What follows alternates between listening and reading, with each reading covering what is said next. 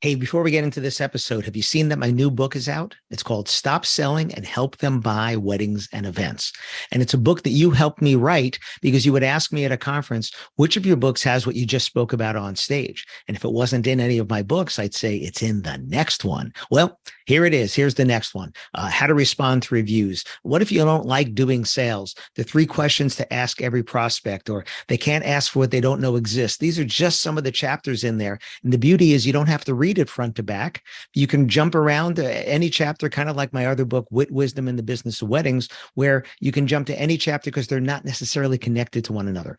And if you want to get free shipping on a paperback copy, go to shopalanberg.com and use the coupon code podcast. That's shopalanberg.com. Use the coupon code podcast. Get free shipping on me. Otherwise, it's on Audible. It's on Kindle. And if you go to podcast.allenberg.com, the links are all there as well.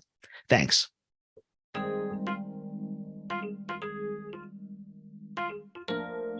What's a fake lead? Listen to this episode. See where I'm going with this. Welcome to another episode of the Wedding Business Solutions Podcast. I'm your host, Allen Berg. I'm a speaker, author, sales trainer, website reviewer, and I help businesses like yours sell more, profit more, and have more fun doing it. Enjoy this episode. Hi, it's Allen Berg. Welcome back to another episode of the Wedding Business Solutions Podcast. I wanted to have a conversation here that I'm having one-on-one with people, and I've seen it online and other things, and I think it's time to have this discussion more one-to-many, if you will, and I certainly look for your feedback on it as well. And I'm not one to shy away from a difficult subject, and this is one that comes up a lot. And when I get to have the one-on-one conversations, it's not that I'm trying to change anybody's mind, but I believe that there's things that we don't think about when we make statements like that. So let me tell you where I'm going with this. You see people talking all the time about fake leads. Well, I think we need to put different types of leads, different types of inquiries into different buckets. So let's start with one that's pretty obvious. There are obvious scams that happen when it comes to people messaging us or emailing us or filling out our contact forms. I mean, we have people that are just trying to scam us. If you go in your inbox every day on your email, I know I have it. I just had one. Actually, I had 2 of them just within the last hour. One of them looked like it was Square because I take Square payments. But then when I saw the email address, I'm like, that's not it. Another was a DocuSign. I'm thinking, I don't have any documents I'm supposed to be signing here. And I went and looked at the email address again, and they're clearly spoofing somebody's email because it definitely wasn't real. But they make them look real, and really real these days. It's just it's so difficult to go through your day without having to deal with things like that. But that's a bucket. That is definitely that's not a fake lead. That's somebody trying to phish, PHISH, not the band, but phish, trying to get your information. And those are happening every day. Right. So we have those scams. And then we have spam, right? And spam is you just get stuff in your inbox that you didn't ask for, you didn't sign up for, whatever. And for me, it's like, people send me stuff, fine. Let me unsubscribe. I unsubscribe. And it's the same thing I would ask of people. I don't mind if somebody unsubscribes from my list because you don't want to get my stuff anymore. That's fine. It bothers me when somebody sends a mass email out and you can't unsubscribe, and because you can't unsubscribe, they just keep sending you stuff. I have people that will reply to my emails and say, unsubscribe me. I'm thinking, we have an unsubscribe link on the bottom of every email. We do it legally. We do it. It's there on every one of them. You can unsubscribe yourself.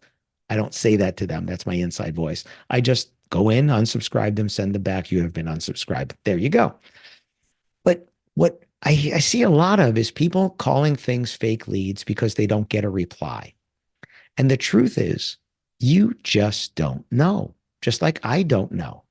If you reply to somebody and they don't reply to you, that doesn't make it a fake lead.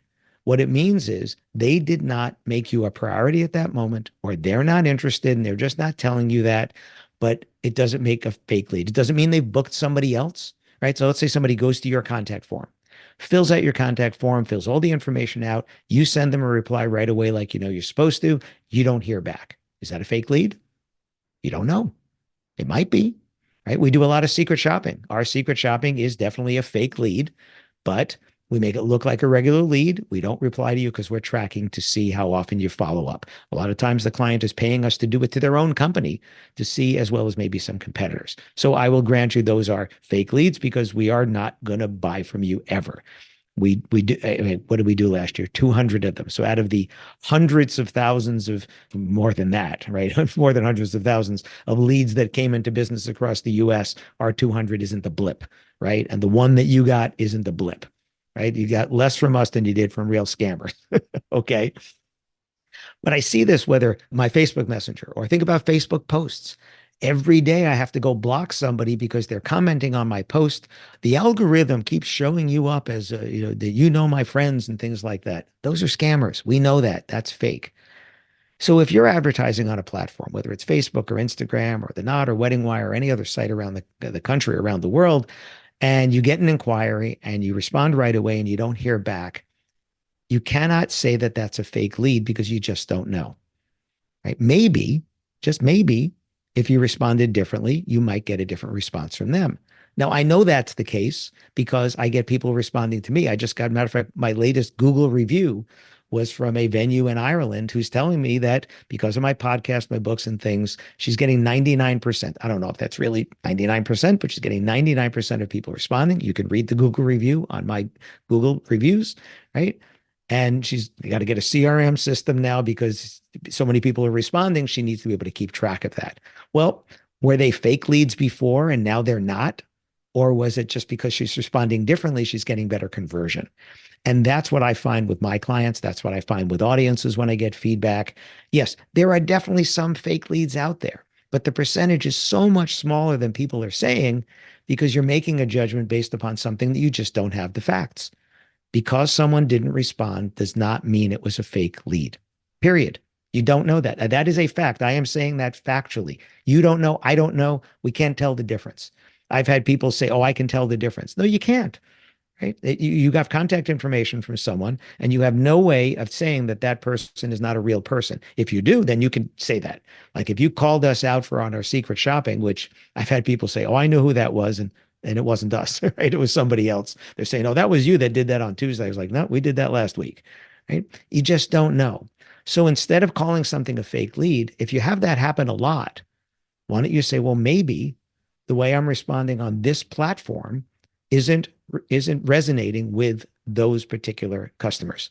Now, it could be other factors involved in that. It could be that you have search criteria that you either didn't complete on that platform, so they're not able to filter to a better clientele. It could be that you're not putting your best foot forward in terms of the photos, in terms of the price point or things like that are not getting you the right type of lead. But if there are other people in your market that are getting that price point and they are doing business with those people, maybe it's just the way you're responding. And I say maybe because I believe it is the way that you're responding. And just because it works the way you respond to people from your website, and that isn't responding the way if they inquire through Facebook or Instagram or The Knot or Wedding Wire or something, you do have to adapt to different audiences different ways. I do believe that somebody that inquires through your website should be responded to differently than somebody that inquires through some of those other platforms. Now, if you're doing the same thing everywhere and it's working great, if it ain't broke, don't fix it. But if it's not, instead of blaming, hey, it's a fake lead, saying, well, maybe I need to do something different. That's what I do. If I'm not getting the kind of response I want, if I do a MailChimp blast or something to my list, or if I send out an email to a small group, I say, well, that didn't resonate. Change the subject line, change the messaging, shorten the message, add a graphic, take away a graphic altogether, no graphics. I tried different things instead of saying, oh, it's them. No, it's always me. If I'm not getting a response, it's my fault. I'm the one that is sending this particular message. It's not resonating with my audience. Do I need to do something so it's not going into spam, right, on their end? Do I need to change the way the message looks on mobile because maybe I wrote it on my big monitor on my desktop and they're getting it on mobile? Am I previewing it? Did I remember to send one to myself first to make sure it looks right? All those things, right? I'm not going to say it's a fake lead. And I have people that ghost me all the time, despite that I wrote a book, right? If you're watching on video or over my shoulder, there's a book. Why are they ghosting me? I do the same thing I teach you. Some people just don't respond. Were they fake leads? I'm not going to call it that. They took the time to fill out the contact form. I don't know that. I'm going to say that is someone that changed their mind. That is someone that found somebody else and just doesn't want to tell me. But if I stop following up, I have ended that particular string, that particular conversation. If I keep following up, I just might get better response. If you saw the episode that I did on secret shopping, you'll see that there is a very big difference between how many times people are following up in the wedding and event industry. And I'll say in all industries, because we're consumers, we see it other ways as well. But I will tell you, the people that are following up more are the people that are going to convert more business, because most of your competitors have given up way too soon. The secret shopping, the stats that I showed and that I spoke about at Wedding MBA were, first of all, 18% of the companies we secret shopped didn't respond at all. Now, were those fake leads? Yeah, but how would you know? You didn't even respond. Half of the companies that did respond gave up then. The other half tried at least twice. Only a third tried 3 times, and then it went down from there.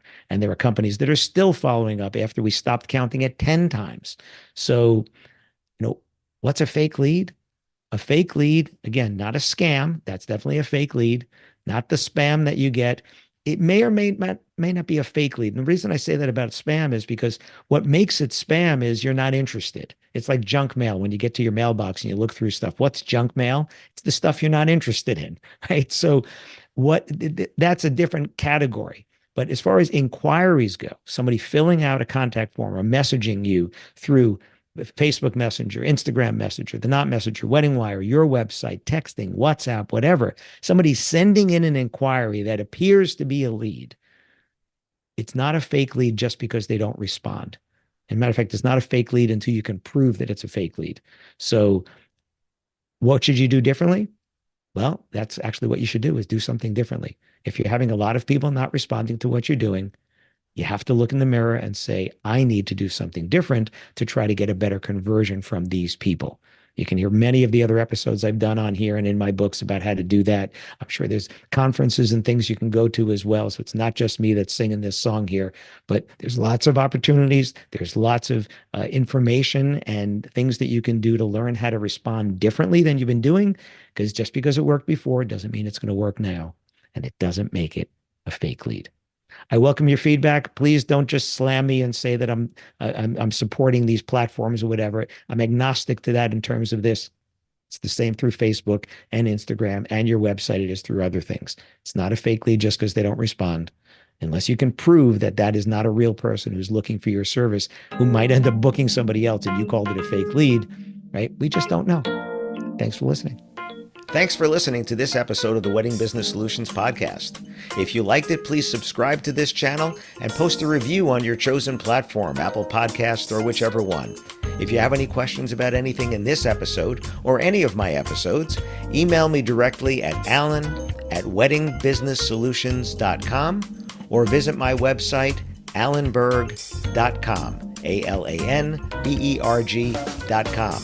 If you have any suggestions for future topics or guests that you'd like to see, please again, email me or visit my website. Thanks for listening.